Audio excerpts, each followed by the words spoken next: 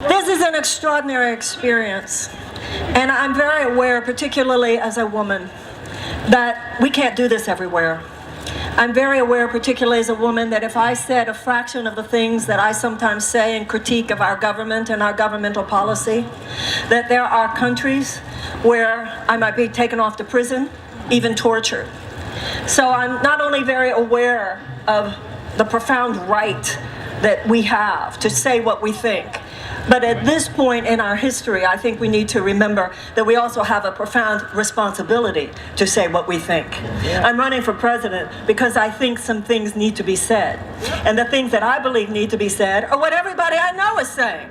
I believe that our politics itself is not a conduit for the energies that we need to be expressing in order to move to the next phase of our history. Our politics is stuck somewhere in the 20th century. Our hearts are in the 21st century.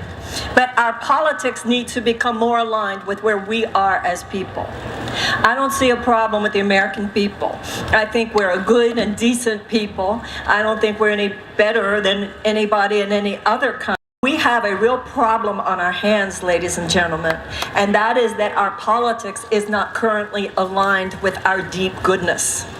Tax policies which make it easier for rich people to get rich and harder for everybody else to even make it, that's not aligned with our goodness. Policies that stay in place so that millions of American children live with chronic trauma, so that millions of American children go to school every day in classrooms that don't even have the adequate school supplies with which to teach a child to read. And if a child cannot learn to read by the age of 8, and yes, those children are in Iowa too, if a child cannot learn to read by the age of 8, the chances of high school graduation is drastically decreased, and the chances of incarceration is drastically increased. All that our conventional political establishment has done is to normalize the despair of these children. That means, to that extent, our political establishment is not aligned with America's goodness. We have a national security agenda which is not based solely on our legitimate security needs, but also to the tunes of probably hundreds of billions of dollars above what our military says that they need. We spend our money and our resources on what President Eisenhower called our military-industrial complex, so that our national security agenda serves the short-term profits of defense contractors more than it serves efforts to proactively wage peace. Ladies and gentlemen, there are times in our history when the political status quo is not making it happen, and it's time for the people to step in. The political establishment did not wake up one day and say, let's end slavery. No, with the abolitionist movement rising up, the people stepped in. And the political establishment did not wake up one day and say, let us give women the right to vote. That's not what happened. With the women's suffragette movement, people rose up and the people stepped in. The political establishment did not wake up one day and say, let's desegregate the American South. That's not what happened. With Martin Luther King and the civil rights movement, the people rose up and the people stepped in. Now, ladies and gentlemen, we have issues that are just as serious as those. We don't have an evil institution such as slavery, an evil institution such as institutionalized suppression of women, or an evil institution such as segregation, but we have an amoral economic mindset that has corrupted our government, it has hijacked our value system, and it has put us in a place as a society where we put short-term profits for health insurance companies, gun manufacturers, big pharmaceutical companies, fossil fuel companies, and defense contractors before the health and well-being of the American people. You cannot look to the conventional political establishment to fix the problem. They are the problem. It is time for the people to step in. We were born of a rambunctious spirit. In 1776, we said to an aristocratic paradigm, which posited that only a few people were entitled, That's what was happening in Europe before the founding of this country. Only a few people were entitled to the land, and only a few people were entitled to education. Only a few people were entitled to wealth and wealth creation. With the founding of this country, we said no to that, and it is time to say no to that again.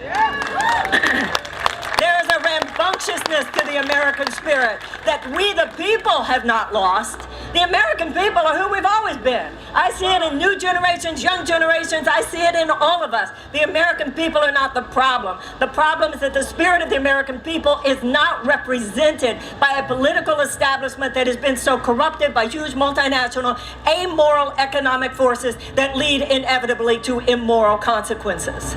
It is not the time for us to ask pretty please. We have been mentally trained to say pretty please for things that actually every American just should expect. We have rights and we have responsibilities, and I believe it is the responsibility of this generation to rise up the way other generations have risen up.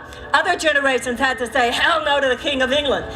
Other generations had to say hell no to slavery. Other generations had to say hell no to the suppression of women. Other generations had to say hell no to institutionalized white supremacy in the American South. It is time for you and me to say very politely, very kindly, very stylistically, hell no. There are some things that must stop. And they're going to tell you that the only people qualified to make this happen are them, not the people. This is not a matter of not nice people. This is a matter of corrupt systems in this country, ladies and gentlemen. We need a fundamental pattern disruption of the political and social and economic status quo in the United States. Incremental change will not fix this, and only external changes will not fix this. Look what we're going through right now with these mass murders. Look what's happening. I'm a progressive Democrat, so of course I want strong gun safety legislation. I want universal background checks. I want the outlaw bump stocks. I want to close all the loopholes. I want to renew the ban on assault weapons, and I want to outlaw the manufacture of their bullets. But ladies and gentlemen, let us go deeper than that. That is a symptom. We can talk about mental health issues. Even that is a symptom. We can talk about health care. Even that is a symptom. The issue is not just how to get more mental health care. The issue is why so many people feel like they're going nuts in America today. What's happening? The issue is not just how to provide health care. The issue is why are so many Americans experiencing chronic illness at such higher rates than in other countries. And it all goes back to the same deep underlying cancers. And the cancer that underlies all the other cancers is the money in our politics. The reason so many of us are sick are because of our chemical policies, our food policies, our agricultural policies, our environmental policies, and even our economic policies, given how much stress they cause. That is why so many Americans are burdened by college loans. That is why so many Americans are experiencing daily chronic economic tension and anxiety. Gentlemen, this is not going to happen differently just because we elect politicians who say we want to make your pain less. I don't want to just say I can make your pain less. I want to challenge the underlying forces that make all that pain inevitable. But we have been trained. We have been trained to forget where the power lies. We have been turned into spectators. And in some ways, we, the American people, have allowed this to happen. And we have acquiesced with our own disempowerment. Donald Trump and the forces that he represents are like opportunistic infections. They couldn't have gotten hold of us the way they have had there not become a weakened societal immune system. And that's each and every one of us. None of this is going to change on a fundamental level unless there is a rising of consciousness among the American people. We must realize that citizenship has to be an issue, has to be a part of any well-lived life. Right now, the political establishment looks at the American voter like you're a poker chip. I want this many, I want this many, I want this many. You're not a poker chip. You are the power. The power was given to we the people. Is that radical? Oh, you betcha. Democracy is radical. Democracy is radical, and love love is radical. And when you have an economic system that has so corrupted our government and hijacked our moral value system to put short-term profits for corporations above the health and well-being of our children, the health and well-being of our earth, the health and well-being of people around the world, the health and well-being of the future, at what point is this pattern going to be interrupted? And at what point are we going to say that it's not going to be interrupted by the people? Or I don't want to make this about the people. You know, it's about corrupt systems. It's not about corrupt people. And that's important for us to realize, because there are many people who work within corrupt systems who don't even know how corrupt it is. And many of the people working within the corrupt systems are trying to fight it from within. This is not about fighting people, but it is about standing up to the part of ourselves that is cynical. Cynicism is just an excuse for not helping. That is whining or moaning. Ladies and gentlemen, what we're facing in our generation is no different than what other generations have faced. And that is systematic assaults on the pillars of democracy itself. We're not the first generation to have to deal with this stuff. Let's just not be the first generation to wimp out on doing what it takes to put this ship back on track. That is what I believe. Thank you. And that is why I am running for president, because I believe that leadership should be that which is holding the deepest conversation about the things that matter. I'm not interested in a top-down leadership paradigm that's stuck somewhere in the 20th century. To me, what a leader does is to hold the space for the brilliance of others. I'm not saying send me to Washington and I'll fight for you. I don't want to go to Washington and fight for you, but I want to go to Washington and co-create with you. Because what needs to happen in Washington also has to happen in Des Moines, also has to happen in throughout the state of Iowa, and none of these things will change until you become the man you're capable of being, you become the woman that you're capable of being. All of us rise up in the way that generations before us have risen up. They didn't have a good chance of winning. What did the abolitionists have? There was no reason to think they could abolish slavery. What did the women suffragettes have? There was no reason to think that they could get women's suffrage. What did the civil rights workers have? There was no reason to think that they could fight off the forces of institutionalized white supremacy. They stood up, they showed up, they rose to the occasion, and ladies and gentlemen, so can we. We have some serious problems in this country, and we've had serious problems in our past, but let us identify with the problem solvers. That is why when it comes to something like these mass shootings, I want more than serious gun legislation, which we must have. I want more than more mental health services, which we must have. I also want a United States Department of Peace, because I know that we must cultivate peace.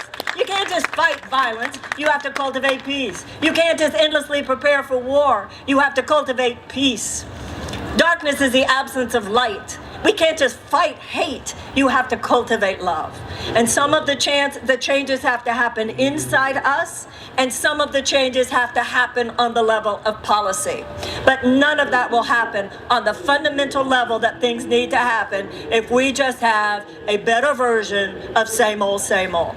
Donald Trump did not create all these problems created Donald Trump. And I am not prosecuting a case against Donald Trump. I am prosecuting a case against the system that produced him.